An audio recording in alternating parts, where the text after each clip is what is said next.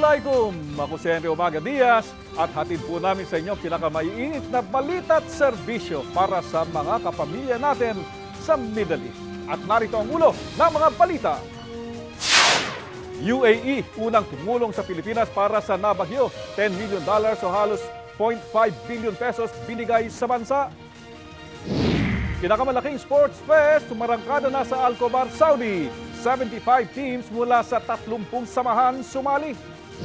Sari-saring gimmick ginawa ng OFW sa Oman para sa mga nabagyo. 220 Pinoy nagsilbing support staff sa nagdaang Arab-African Summit sa Kuwait at Murder Nature Painting Exhibit tungkol sa kalikasan at kalamidad, pagkilala sa Pinoy artist sa Dubai. Nakalikom na mahigit na kalahating milyong piso ang 8,000 Pinoy sa isang kumpanya sa Saudi para sa mga biktima ng super bagyong Yolanda sa Pilipinas. Yan po ang balitang Middle East ni Dinana Ranna. Nagbistulang production line sa isang factory ng garments ang senaryo dito sa Al Rushaid Construction Company. Organisado ang pagbabalot nila ng relief items na ipadadala nila sa Samar at Leyte na sinalanta ng super bagyong Yolanda. Nag-donate sila ng kumot, damit, sapatos, sabon at iba pang pangangailangang gamit. Isa na rito si Jericho Haliasgo na taga Misamis Oriental na hinagupit din ng bagyong Sendong noong 2011. Kaya ramdam niya ang paghihirap ngayon ng mga kababayan niyang nasa Leyte na nawala ng tahanan at kabuhayan. Parang naramdaman ko rin yung naramdaman ng mga napinsala doon. Kasi alam ko yung gaano kahirap yung magugutom ng tao kasi mahirap lang din ako eh. Kaya naranasan ko yan. Nagbalot din ng relief items ang dating PBA Red Bull star na si Jovi Sese. Kung may pagkakataon lang, mas gustong lumipad ni Jovi sa Tacloban para personal na ibahagi ang tulong nila roon. Siyempre, iba pa rin yung nandun ka sa site ng winangyarihan para mas magandang tumulong pag nandun. Dito, at least dito naman, paano, nagawa lang namin ng paraan, tulong-tulong lang para makaabot lang sa mga kababayan natin na nasalanta ng bagyo. Para siguradong malinis, pinalaban muna nila lahat ng kanilang mga gamit na ipadadala sa mga nasalanta ng bagyo. Binalot pa nila ito ng plastic at hiwalay na inilalagay sa mga kahon ang mga kumot, jacket, tuwalya, long sleeves, t-shirt at pantalon. Tulad ng mga nagdaang kalamidad, nag-abot din sila ng pera para sa mga biktima ng bagyong Yolanda. Balak nilang higitan ang pondong kanilang nalikom noon para sa biktima ng bagyong Pablo na umabot ng 600,000 piso. Silang lahat ay talagang ang kanilang kalooban ay nabagbag doon sa kanilang mga nakita at napanood sa TV na ganitong oras ng kalamidad ay kailangang magsama-sama. Ang ARCC ay joint venture ng EI Philippines na gumagawa ng oil at petrochemical plants dito sa buong kaharian. Nagbabalita sa Middle East, Dinan Arana, Juaima, Saudi Arabia. Tumpo naman sa Riyadh, dinagsa ang opening ng Pinoy Quadriballs in Riyadh matapos mahikayat ng 3 OFW mga Pinoy na magtipon-tipon sa basketball court. Ito'y para makakolekta ng donasyon para sa mga biktima ng Super Typhoon Yolanda sa proyektong tinawag nilang Kabayan Bayanihan. May balitang Middle East si Jaria Alamad. Matyagang inikot ni Charlotte, Nomer at Vicente ang iba-ibang kumpanya sa Riyadh para hingan ng tulong ang mga kababayang nasalanta ng bagyong Yolanda tulad ng ilang mga Bisaya na nawalan ng kabuhayan sa Pilipinas. Iisahin natin yung pagpapadala sa ABS-CBN Foundation, sa Gibra Pamilya Foundation. Kasi kahit maliliit yan at pagsama-sama, lalaki yan at maraming matutulungan. Dahil marami ang gustong magbigay ng tulong, nagtipon-tipon ng ilang daang OFW sa basketball court at pinaikot ang donation box sa kanila. Ilang samahan ang dumalo. Dala-dala ang mahigit 20 boxes na donasyong damit, kumot, laruan, grocery items at mga gamot mula sa ilang ospital. Lahat po kami ginawa namin ng effort dito para nagsama-sama po, wala po ditong organisasyon, individual po kami nagsama-sama para makalikom ng pera para po sa ating mga kababayang nasalanta ng bagyo. Pati mga estudyante, nagbigay din ng donasyon. Since napag-usapan nga po ng school na as a student po, since mas naman po kami, mas blessed po kami na nandito po kami, wala po kami naranasang bagyo dito. So, yung kung ano man po yung meron sa amin ngayon, handa po kaming i-share yun sa kanila. Nakikisimpatya rin daw ang mga ibang lahi at mga boss ng kanilang mga kumpanya, kaya inaasahang dadagsa pa ang tulong sa susunod na mga araw.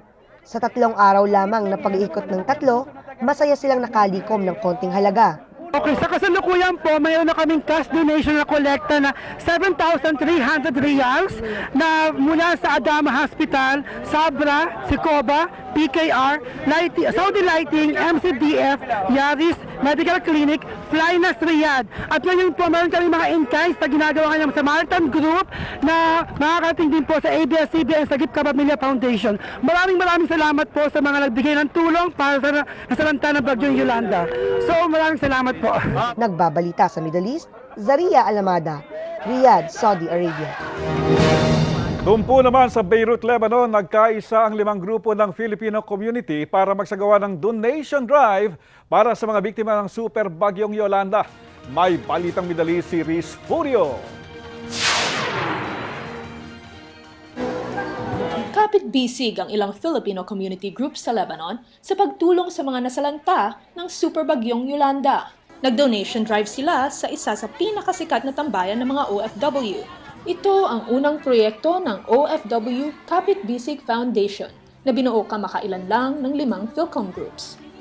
Nanawagan ako sa mga lahat ng OFW sa Lebanon.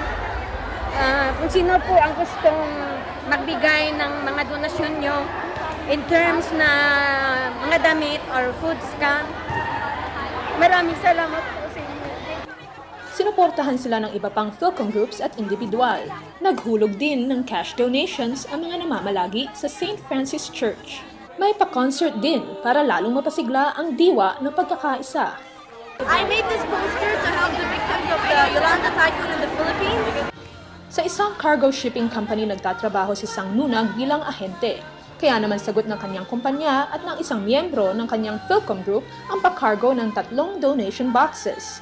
Balak nilang mapadala ang mga donation box sa unang linggo ng Disyembre at makarating ang mga ito sa Pilipinas sa katapusan ng Enero.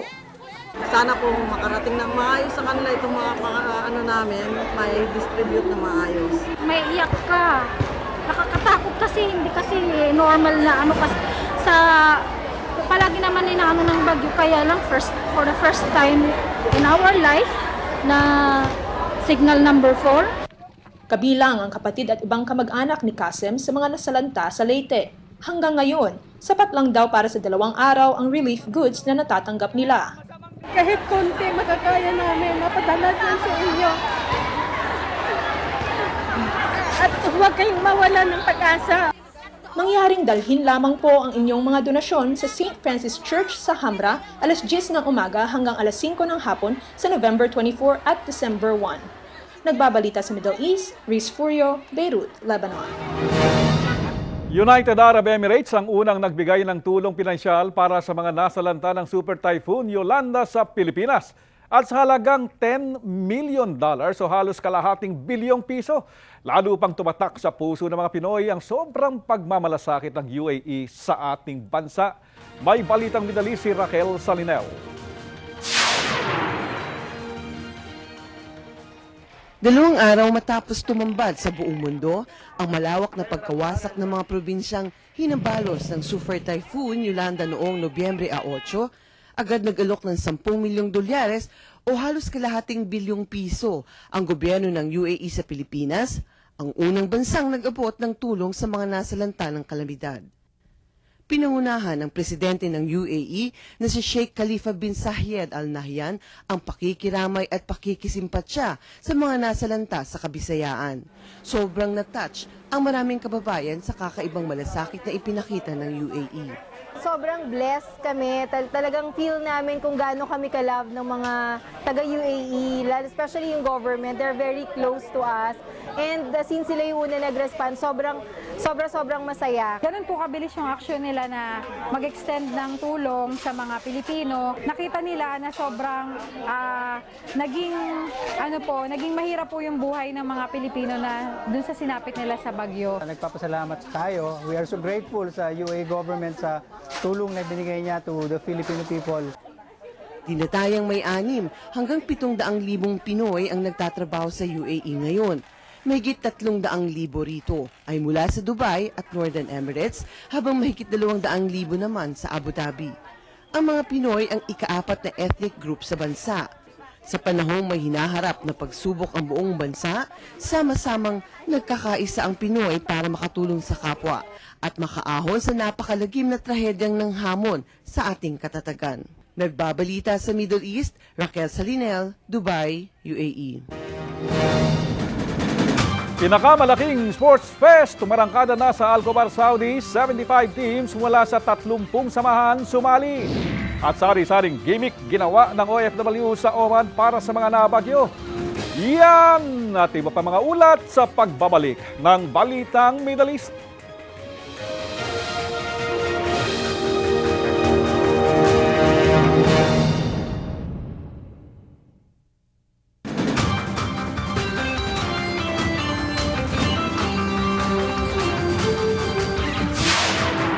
Tumarangkada na ang pinakamalaking sports fest na inorganisa ng All Filipino Community and Sports Commission sa Alcobar. 75 koponan mula sa iba't ibang lugar sa Eastern Saudi ang sumali sa basketball, volleyball, chess, dart, badminton at Scrabble. Ipaparte ng ang malilikom na pondo sa mga naapektuhan ng giyera sa Zamboanga, nasalanta ng lindol sa Bohol at ng superbagyong Yolanda sa Leyte. Yan po ang Balitang Middle East ni Florante Catanos. Nagsama-sama muli ang mga Pinoy sa Eastern Saudi sa opening ng Sports Fest ng All Filipino Community and Sports Commission o AFSCOM sa Alcobar, Kamakailan. Pinakamalaking sports event ito na inorganisa ng AFSCOM na sinalihan ng 75 koponan mula sa 30 samahan sa Eastern Saudi. To unite the Filipino community organization, and above all, part of the proceeds ay tutulong din po kami sa Help Zamboanga at isa pa naming project na tutulong din sa Help Bohol or Save Bohol. Tutulong din sila sa mga nasalanta ng bagyong Yolanda sa Visayas, particular sa Leyte. 6 na sports event ang kasama sa Sports Fest tulad ng basketball, chess, dart, badminton, Scrabble at volleyball ang paglalabanan kada weekend. Napakaganda to kasi malaking tulong sa amin, OFW and then sa mga dependent mothers. Kasi meron kaming outlet na ito pang kalusugan namin. Natutuwa naman si Charo de la Torre ng National Guard Hospital sa Alhasa dahil kahit malayo sila ay nakasali sila sa torneo. Nabibigyan po kami ng pagkakataon na makipag-mingle po sa ibang Pilipino at saka po nagpo-promote din po ng good health para sa amin kasi nakaka-release po ng stress sa work. Kaya naman pinuri ng mga kalahok ang AFSCOM sa magandang layunin nitong makatulong sa mga kababayan dito sa Saudi at sa Pilipinas. Nakakapaglaro na raw sila, nakatutulong pa sa mga nasalanta ng kalamidad sa Pilipinas. Nagbabalita sa Middle East, Florante Catanos, Alcobar, Saudi Arabia. Tumpo naman sa Oman, sari-saring gimmick ang ginawa ng mga OFW at ibang kumpanya para makalikom ng tulong para sa mga nabagyo sa Pilipinas. May Balitang Middle East si Rowen Solderilla. Nakalikom ng 1,000 riyals o mahigit 112,000 pesos sa pagbebenta ng t-shirts ang isang kumpanya dito sa Oman para sa mga nawalan ng kabuhayan at nasira ang mga tahanan sa pananalasan ng superbagyong Yolanda. Nalulungkot po ako sa mga nangyaring kalamidad sa Pilipinas, sa mga kababayan natin lalo na sa Visayas. Kaya po nag-isip kami ng paraan para makatulong. 100 pesos lang yung inisip namin na bebenta, which is nag-iisip kung bibili ng mga Pilipino, ng mga kabayan natin, pero overwhelming po yung response nila. Naglagay naman ng donation box at nagbigay ng discounts ang isang hotel. para makatulong sa Typhoon of Yolanda.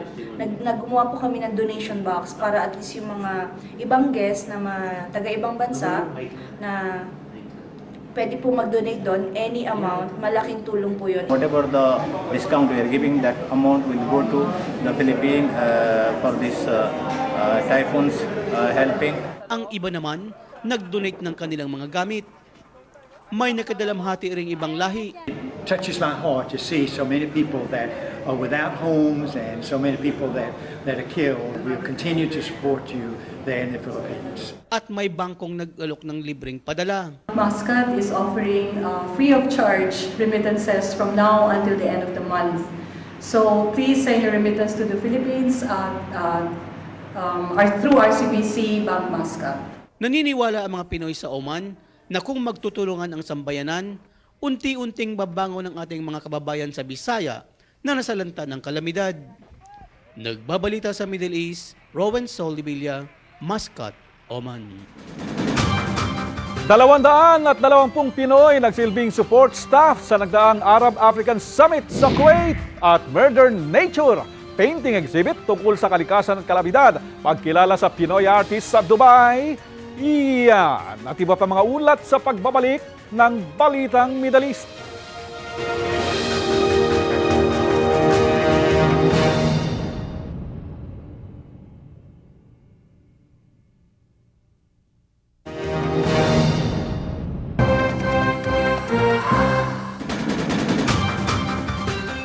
Sa pagpapatuloy po ng ating pulso ng OFW, ang question of the week.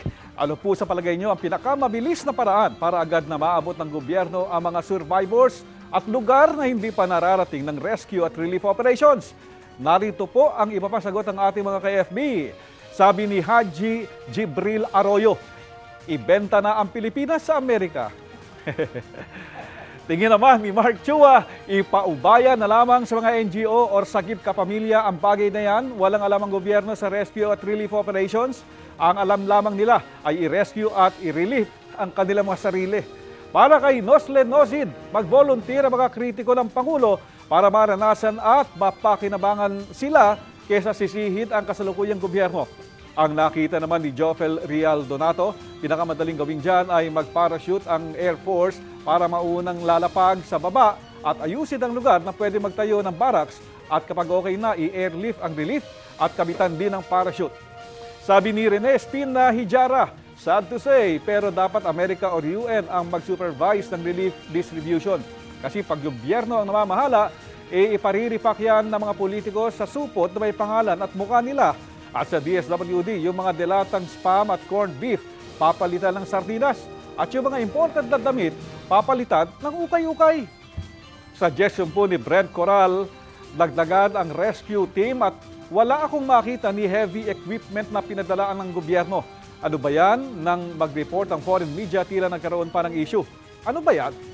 Para naman kay Edgar Bachica o Bachicha, kung ayaw ipagamit ang choppers at C-130 ng mga militar, gamitin ang mga private o cargo plane. I-waive ang tax na sisingilin para magamit sa delivery ng relief goods during calamities.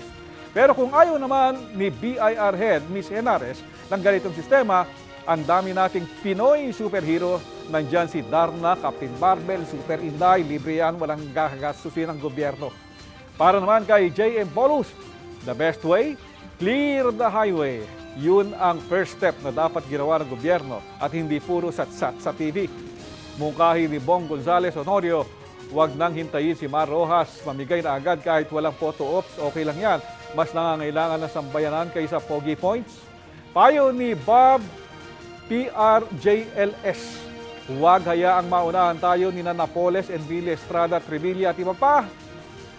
Dapat, sabi ni Ray Dakdak, alisin si Mar Rojas, Dinky Soliman at lahat ng politiko na nakikialam at hayaan ang Sakit Kapamilya at Kapuso Foundation sa pamamahagi ng relief para mas mabilis. Sabi ni Kid Nishi, hayaan na lamang ang foreign or international contingency na mag-ooperate kasamang ilang taga-gobyerno at lokal to guide them at huwag ipahawak sa mga politiko.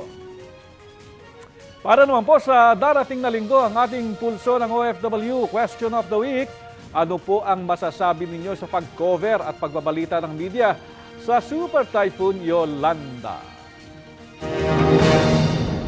Mahigit pong 200 Pinoy ang nagsilbing servers, supervisors at cook sa nagtapos na Arab-African Summit na dinaluhan po ng iba't ibang pinuno at kinatawan ng mga bansa sa Africa at Arab world. May balitang medali si Maxi Santiago. Napili uli ang 220 Pinoy na sumama sa 3rd Arab-African Summit sa Kuwait para magtrabaho bilang food servers, cooks at supervisors. Target ng summit na pag-ibayuhin ang pagkakaisa ng mga bansa sa Africa at Arab region. Ito po isang patunay lamang na ang manggagawang Pilipino ay in demand talaga sa global market. We are very happy that HR Select has been selected again to supply manpower here in Kuwait.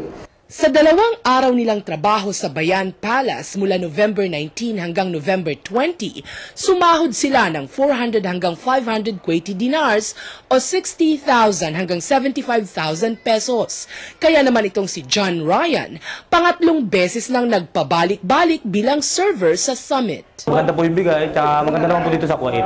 Pangalawang balik naman ni Jeffrey Macalinaw dito sa Kuwait. Maganda po yung salary niya, saka experience po. Work abroad. Mas mahasa po yung aking skills. Bilib ang Kuwait sa kalidad ng mga Pinoy pagdating sa hospitality service. Tuwang-tuwa naman ang mga first-timers sa Kuwait. Masaya po for experience. Thank you po sa ABM kasi pinadala po kami dito. Bigyan kami ng opportunity para mapadala dito. Saka po sa Crown Plaza, Kuwait.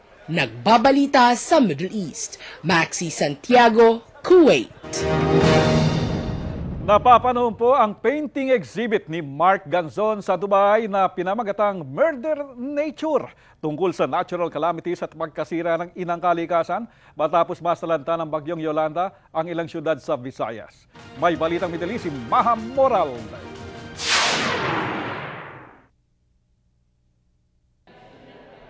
Malayo man sa bansang Pilipinas, dama ng Pinoy artist na si Mark Ganzon ang mga kalamidad na humahagupit sa bayan.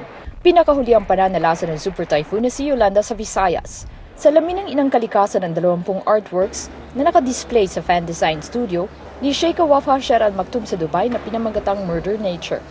Nag-spark sa akin ng inspiration is yung parang natural calamities na nangyayari sa paligid na ano nga ba pwede natin gawin. It's either gagawa ka ng act of help in terms of doing humanitarian aids, or you can do some awareness campaign. Lumabas sa mga guhit ni Mark ang inang kalikasan na puno ng biyaya, mapag-aruga at mabagsik gaya ng mga natural calamities. I really see the technique and the ability he's put into each one of them, and especially since they're on a smaller scale. So the amount of detail increases when you go that small. So I really appreciate the work he's done and the amount of color he's put in without overwhelming the entire piece. May representation siya ng Philippine arts. At the same time, nag-experiment pa siya na i-elevate niya yung Filipino art. Isinalarawan din ng mga simbolismo sa kanyang artworks ang pagkasira ng inang kalikasan dulot ng mga tao. Composition-wise, I go with the flow.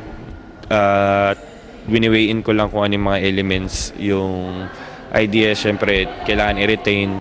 Ang solo exhibition ni Mark Ganzon ay isa na namang patunay na kinikilala ang husay at galing ng mga Pinoy artists sa Dubai. This is something important for starting or emerging artists. May inspire sila to create and then showcase their work with a lot of confidence.